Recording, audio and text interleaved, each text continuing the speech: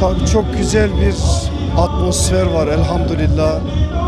Yani yıllardır Hazreti Peygamber adına kurulan bu meclislerde Peygamber Sevdaları platformu bu sevdanın halka halka insanlara ulaşması adına çok güzel bir etkinlik organize ediyor.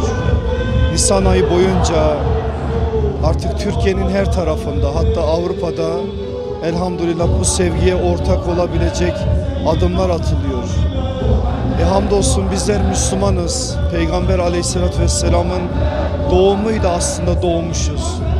Her ne kadar biz kutlu doğumu ihya etmeye çalışıyorsak da aslında biz kendi doğumumuzu şu anda kutluyoruz. Çünkü imanımız olmasaydı, Allah ve Resulüne karşı bir teslimiyetimiz, bağlılığımız olmasaydı ölüler gibiydik. İmanla şereflendik. O şerefi bize öğreten Aleyhissalatü Vesselam Efendimiz'e bir vefadır aslında bu.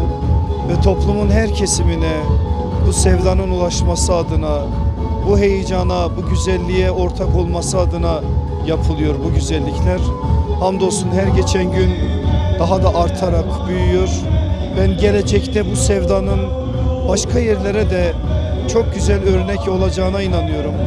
Biraz önce konuşmamda da söyledim. Ümmetin yetimleri buradaki mazlum halk, ama bu halleriyle ümmetin gururu oldular.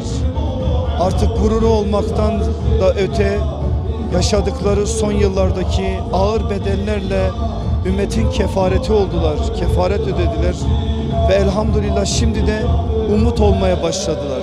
Demek ki sabredince, sebat gösterince, Allah için gayret adına bir şeyler ortaya koyunca çok daha güzel günlere doğru yürüdüğümüzü gördük burada. Öncelikle böyle bir atmosferi bize yaşattığı için Peygamber Sevdaları platformuna teşekkürlerimizi arz ediyoruz buradan.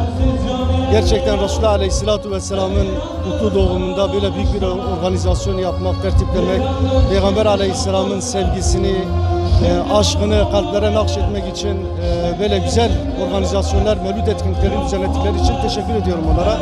Gerçekten bugün duyguları kelimelerle ifade etmek mümkün değil. Yüz binlerce Müslümanın bir araya gelip tekbirlerle, salavatlarla Allah'ı zikretmesi, Peygamber Aleyhisselam'a salavatlar getirmesi, yani bir Müslüman için iftihar edilecek, sevinecek bir durumdur. Biz de böyle bir atmosferde gerçekten mutluyuz. Allah'a hamdolsun böyle bir şey bize nasip ettiği için. Bildiğiniz gibi bugün İslam ümmeti maalesef bölük pörçük bir durumdadır. Yani birlik, beraberlik halinde hareket etmiyorlar. Orta Doğu'nun hali ortada. Emperyalist ülkeler tarafından topraklarımız işgal edilmiş, mallarımız salan edilmiş, namus payidar edilmiş, alt üst edilmiş. Bugün gerçekten her dönemden olduğundan daha fazla birlik ve beraberliğe ihtiyacımız var. Ve bu birlik ve beraberliği sağlayacak yegane önder de Resulullah Aleyhisselatü Vesselam'dır. Daha önceki yıllarda hep İstanbul'dan izliyorduk. Ancak ilk kez canlı izleyebilme imkanım oldu. Peygamber Efendimizin kutlu doğumu için bu kadar insanı bir arada görmek gerçekten çok farklı bir duygu. Yani ben bugüne kadar yüzlerce program, sayısız miting takip ettim. Birçok haber takip ettim. Ancak buradaki coşku çok apayrı bir şey. Hele hele yıllardır olumsuz haberlerle gündeme gelen, son birkaç yıldır da yine öyle. Doğu ve Güneydoğu'da, Diyarbakır'da sayısız insanı, kadın, çocuk, yaşlı, genç bir arada görmek ve buranın şartları da çok zor. Hava şu anda sıcak. Buna rağmen bu kadar insanı burada taşıyan duygu, düşünce gerçekten etkiledi beni. Ve ben şunu gördüm, biz batıdan burayı net göremiyormuşuz. Buraya gelmek lazım. Bazı şeyleri net görebilme adına, hakikati görebilme, buraya gelip birebir şahit olmak gerekiyor gerçekten. Yani ekranlardan, gazete sayfalarından görüldüğü gibi değil burası. Buranın insanı, buranın programları, buranın duyguları çok farklıymış. Ben bunu yaşadım ve gerçekten keyif aldım burada. Hem gazeteci olarak hem bir Müslüman olarak Peygamber Efendimiz için düzenlenen böylesine bir etkinliğe daha önce canlı olarak şahit olmamış, yaşamamıştım. Bu açıdan önemli benim için. Ya şüphesiz yani öncelikle Müslümanız. Ancak ben gazeteci olarak takip ettim. Ve meslektaşlarımın da Doğu ve Güneydoğu ile ilgili programları yerinde görmesinin daha faydalı olabileceğini. Çünkü buradaki duyguları, buradaki atmosferi ancak yaşayarak doğru bir şekilde aktarabileceğimize inanıyorum.